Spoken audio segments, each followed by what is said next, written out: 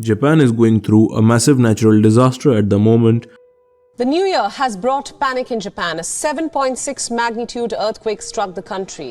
An earthquake occurred on Monday, January 1, 2024, near the Noto Peninsula on the west coast of Japan's main island Honshu. The powerful earthquake in Japan, at least several people killed, tens of thousands without electricity, and now in the bitter cold. The earthquake had a magnitude of 7.6 and a depth of 10 km, making it one of the strongest quakes to hit Japan in the recent years. Rescue efforts are underway after a devastating earthquake in Ishikawa Prefecture. The critical 72-hour survival window has passed. The earthquake triggered a series of tsunami waves that reached heights of up to 5 meters in some areas, causing widespread damage, flooding along the coast. The earthquake and the tsunami also caused landslides, power outages, fires, and building collapses in several towns and cities, trapping and injuring many people under the rubble. At least 92 deaths. They say 242 people are still unaccounted for. As of Tuesday, January 5, the official death toll has reached 92, with many others missing or injured. The number is sadly expected to rise as rescue workers continue to search for survivors. More than 97,000 people have been ordered to evacuate their homes and seek shelter in evacuation centers, schools, or hotels. The Japanese government has declared a state of emergency and mobilized the military and other agencies to provide relief and assistance to the affected areas. The Japanese Prime Minister Fumio Kishida has expressed his condolences and solidarity to the victims and their families and vowed to do everything possible to save lives. The Japan Meteorological Agency has warned of possible aftershocks and further landslides in the coming days. Japan's Prime Minister warned that the rescuers are facing a race against time to rescue survivors, some of whom may be buried under the rubble. Now, this is a very sad moment and I pray no more lives are lost. But this tragedy compels us to ask a question. Why are there so many earthquakes and tsunamis in Japan as compared to any other nation in the world? This question will be answered in this video.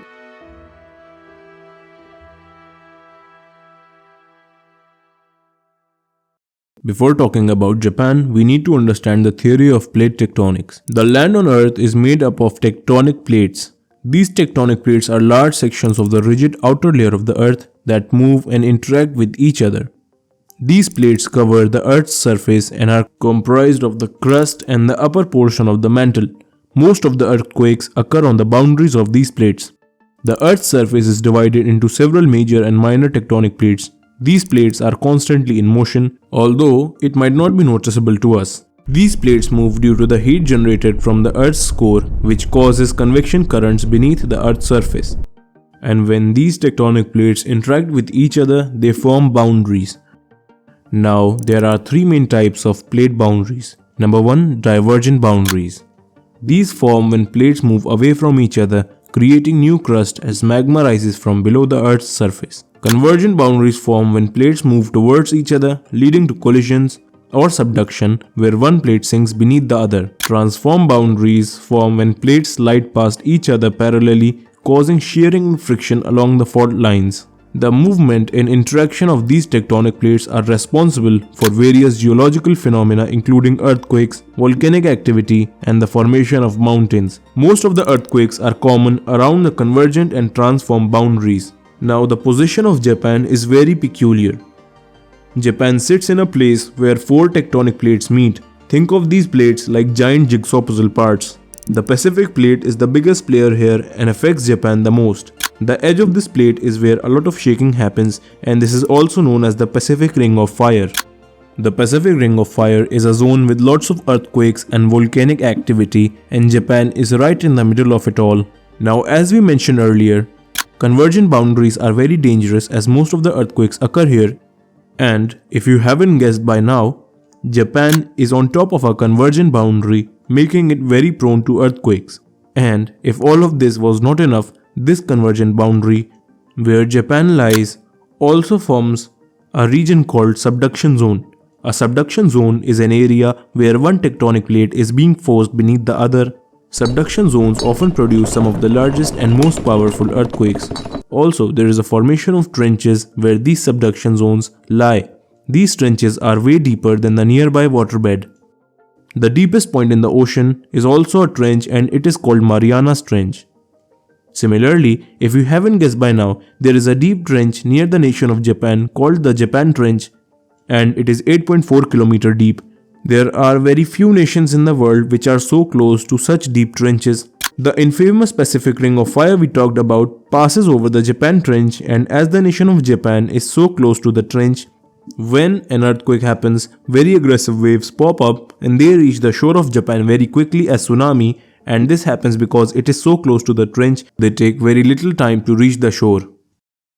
Japan is one of the very few nations that has prepared itself to face these natural disasters, and it has done it very well. For comparison, an earthquake of similar magnitude hit Turkey on 2nd June 2023, but their death toll was above 56,000 people. So what is the reason Japan is so well equipped to face these challenges, and what are the measures it took to safeguard itself? Japan did a lot of things to safeguard itself against earthquakes and tsunamis, and here are some of the main things they did. Buildings in Japan adhere to strict earthquake-proof standards which are characterized into 3 levels. Taishin standard. This specifies minimum wall thickness and beam height to withstand earthquakes. The second level is Seismic standard. This is specifically for tall buildings. It states that tall buildings require rubber dampers beneath the foundation so that they can better absorb earthquake waves. And the third and the most advanced one is Mention standard. This is the most advanced standard and it isolates the building structure from the ground using layers of lead, steel and rubber balls. Japan built control forests. These are planted trees along coastlines which help slow down the force of incoming tsunami waves. They also built coastal dikes. These are constructed barriers that reduce the impact of tsunamis. Tsunami evacuation towers were also built in the most prone areas so the people can take refuge in them. Japan also conducted many awareness drills. These drills were regularly conducted and public education programs to prepare for tsunami and earthquake emergencies were organized. They also built sea walls. These are very high walls which are meant to protect Japan against tsunamis. While Japan has built these sea walls, they are not very effective. For example, in 2011, these defenses failed to contain the immense force of the waves. Overall, Japan has developed stringent building codes, constructed protective barriers and conducted awareness programs to safeguard lives and property from the devastating impact of earthquakes and tsunamis. Japan's story is about being strong in the face of shaky challenges. The country has learned to prepare and adapt to these earth movements, showing resilience and strength to bounce back from the impact of earthquakes and volcanoes. And we pray that no more loss of life and property occurs, and our condolences go out to the people of Japan.